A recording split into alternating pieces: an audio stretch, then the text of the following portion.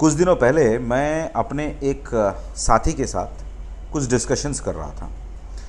अच्छा, डिस्कशन के दौरान मैं उनको कई सारी चीज़ें शेयर कर रहा था और वो इनिशियली जो भी मैं डिस्कशंस कर रहा था ना, तो उस डिस्कशन के दौरान वो हर बात पे अपना सर तो नोट कर रहे थे, कभी कभी अपना सर ब्लैंक छोड़ रहे थे, एज इफ़ मैं जो बता रहा हूँ मुझे ऐसा फील हो रहा था कि वो उससे सहमत नहीं है। ये एक ऑफिशियल डिस्कशन थी, but that's part of any official discussion कि अगर आप हर चीज़ बताते हैं, ज़रूरी नहीं है कि उससे सब लोग सहमत हों।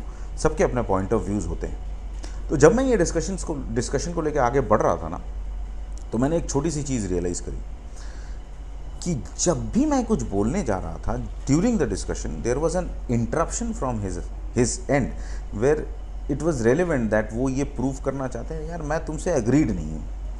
और वो हर बार जो भी मैं कहूँ, अगर मैं उस चीज़ को कह रहा था ए फॉर एप्पल, तो वो कहते हैं ए फॉर एरोप्लेन भी होता है। बट अब वो एरोप्लेन को वो किस तरह से फ्रूट में ला करके प्रूव करें, that was very critical to think.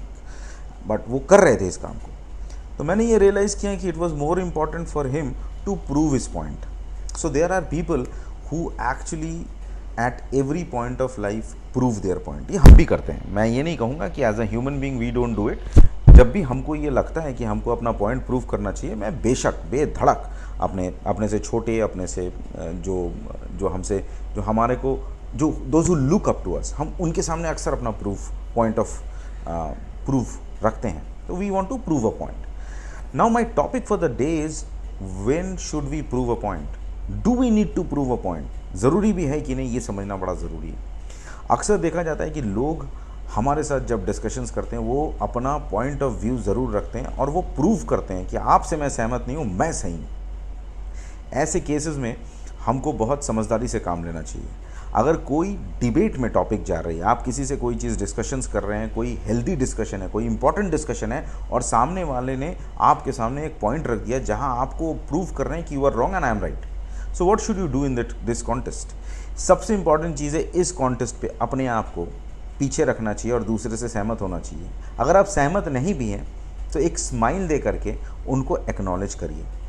Most of the time it happens is when somebody is trying to prove a point, he does not realize or she does not realize कि जब तक मैं point को prove करने की कोशिश कर रहा हूँ या कर रही हूँ, मैं उसके इम्पॉर्टेंट वाइटल इन्फॉर्मेशंस को सुन ही नहीं रहा हूँ। जब भी हम किसी के वाइटल इन्फॉर्मेशंस को नहीं सुनते हैं, हो सकता है वो हमारे काम की हो, हम उसको नज़रअंदाज कर देते हैं। इसीलिए बहुत इंपॉर्टेंट है कि अपने पॉइंट ऑफ व्यू को प्रूव करने की किसी को ज़रूरत नहीं होती। अगर आप सही हैं तो वो सही है, वो अपने आप प्रूव हो जाएगा।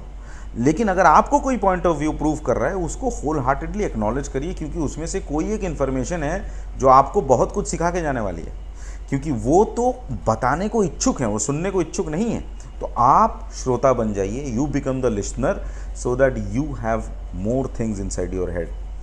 It is very important, my friends, to not prove a point rather than understand anybody's point. Because जितना आप समझेंगे उतने ही आप समझदार बनते जाएंगे।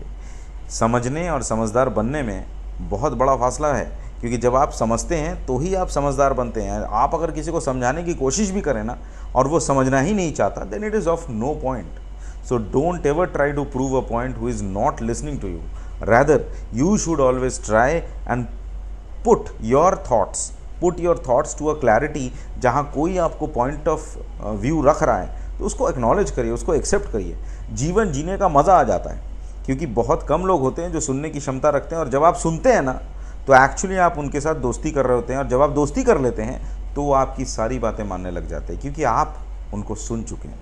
सो not to prove a point but to accept the proving of point from people is what you should do.